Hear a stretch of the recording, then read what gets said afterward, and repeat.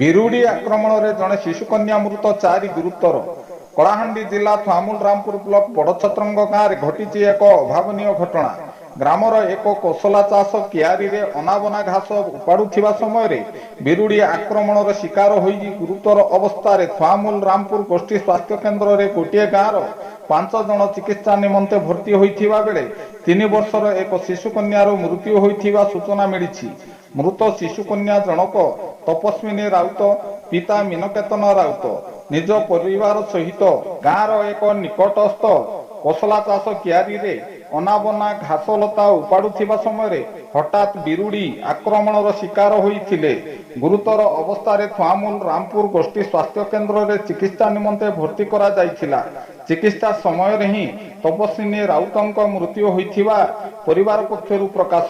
ବର୍ତ୍ତମାନ ମୀନକେତନ ରାଉତ, ସୁଶୀଳା ରାଉତ, ଧନାଇ ରାଉତ, ବାହାଦୁର ମାଝୀ ବିରୁଡି ଆକ୍ରମଣର ଶିକାର ହୋଇ ଗୁରୁତର ଅବସ୍ଥାରେ ଥିବା ଜଣାପଡ଼ିଛି। ବାହାଦୁର ମାଝୀ କେନ୍ ଗାଁ ବଡ଼ଛତ୍ର କାଣା ଅସୁବିଧା ହେଲେ ତମ ମେଡିକାଲରେ ପଡ଼ିଛ? ବୋଲେ ଆମର ହୁଏରି ମନେ କସଲା ଝିଙ୍ଗି ଯାଇଥିଲେ ଘାସ, ତାର ପଛେ ଚାବି ଦେଲେ। ସେମାନେ ସମ୍ଭାଳି ନାଇଁ ପାରି ଝିଅକେ ଛାଡ଼ି ଆସିଥିଲେ। ମରିଯିବା ଝିଅକେ ଆଣିଯାଅ ବୋଲାକେ ମୁଇଁ ଧାଇଁ ଗଲି। ଆଜ୍ଞା ମୁଇଁ ସମ୍ଭାଳି ନାଇଁ ପାରିଲି।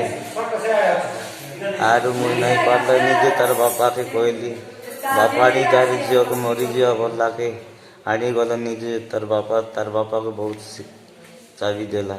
କାଣା ଚାପଲା? ଟେକେର ଆଜ୍ଞା ମୋହ ନାହିଁ ସେ ଟେକେ। କେବେ ଚାପଲା ଏଟା?